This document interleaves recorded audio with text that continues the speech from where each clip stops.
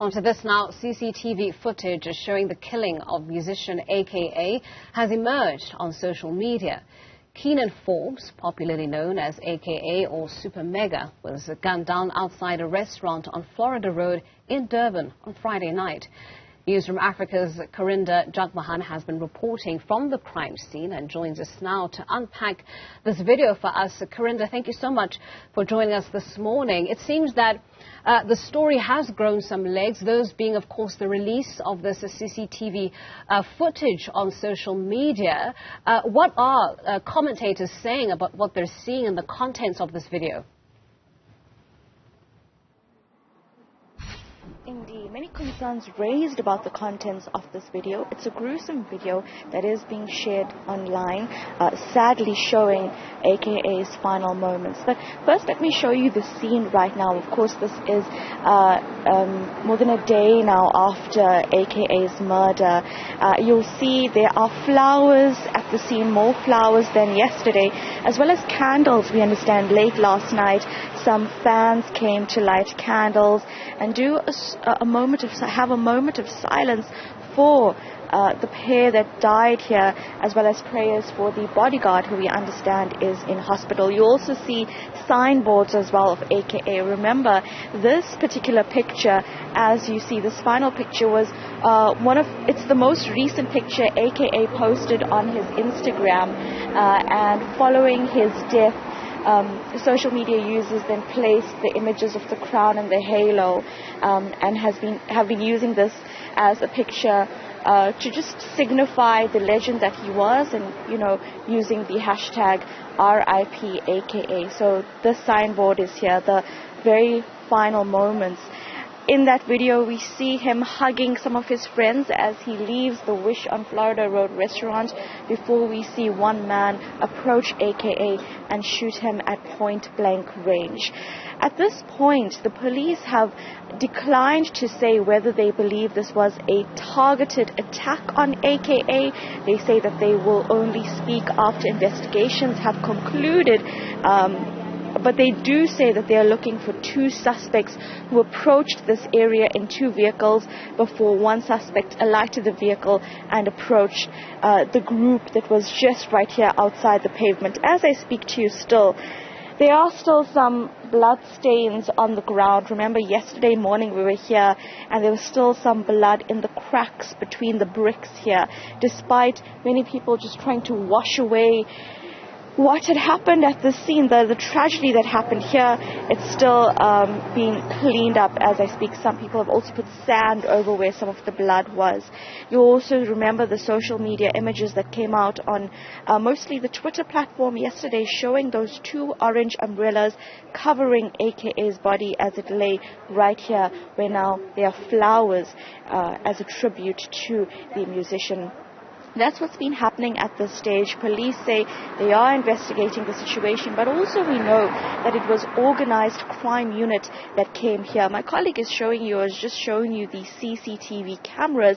These are the same cameras from which that CCTV footage, now widespread on social media, emerged. So that's the viewpoint that you are seeing directly outside the restaurant. The organized crime unit of police members were here by about 20 to 10 in the morning. They had placed police tape around the scene and they were conducting the investigations.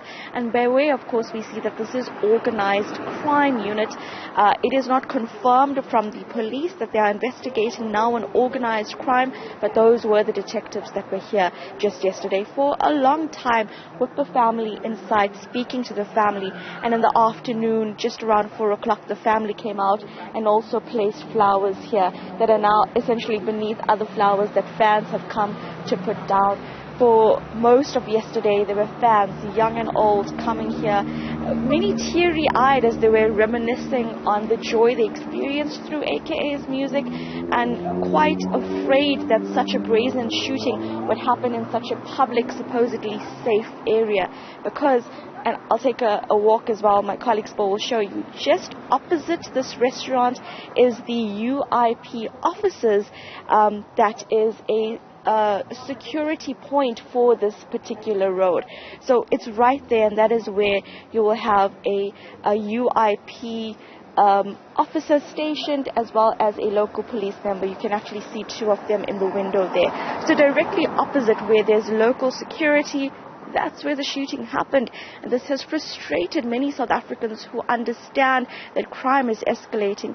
And there's also a large debate right now about gun violence and especially the proliferation of illegal firearms. Well, Karinda, Sunday newspapers have been reporting this morning of a warning that was in fact issued to AKA about returning to Durban. Are police saying anything with regards to following up on that reported threat? We know that they have mentioned that they are following several leads as they continue with their investigations. At this point, police are being very brief about what they are telling the public through the media. They say that they do not want to add more speculation to their investigations, and all they have told media, and at this point say that they will tell the media and ultimately the public, is that they are investigating 2 murders and are looking for 2 suspects at this point. We have asked them about various speculations that have emerged on social media, including, as you said, the warning message about AKA coming to KwaZulu-Natal, coming to Durban, considering the history that he has had. This is all speculation that has surfaced on social media by fans of the musician, but police would not be drawn on to comment on this particular matter. They also have not been inclined to say that this was a targeted attack on AKA, and they also have said that they are aware of the issue of hitmen operating in KwaZulu-Natal, because whether this was a direct hit on AKA or perhaps not, of course we cannot confirm this at this time. We know from the history of what we have seen in KwaZulu-Natal with shootings every day that there is an issue of hitmen for hire. There was even a commission of inquiry about this, the Morane Commission of Inquiry, years ago, that was related to assassinations of politicians during the time of elections. And we also know that there's an issue of assassinations within the taxi industry, one of the largest transport industries in the country. We know that there's this issue of violence within that industry, and we see in KwaZulu-Natal, in Durban specifically, reports of taxi drivers or taxi owners being assassinated almost every week, if not every day. Shootings are common, and we know gang violence is also common across the city. What we can see then is there's an issue of gun violence, illegal firearms, and violence in general, along with the issue of hitmen for hire. But that is being said without police confirmation at this time whether or not this was a targeted assassination of AKA. But in the video footage that is now widely shared on social media, you do see the shooter approaching AKA and shooting him directly. Well, Karinda, we'll leave it there for now, of course, as you continue to monitor that crime scene.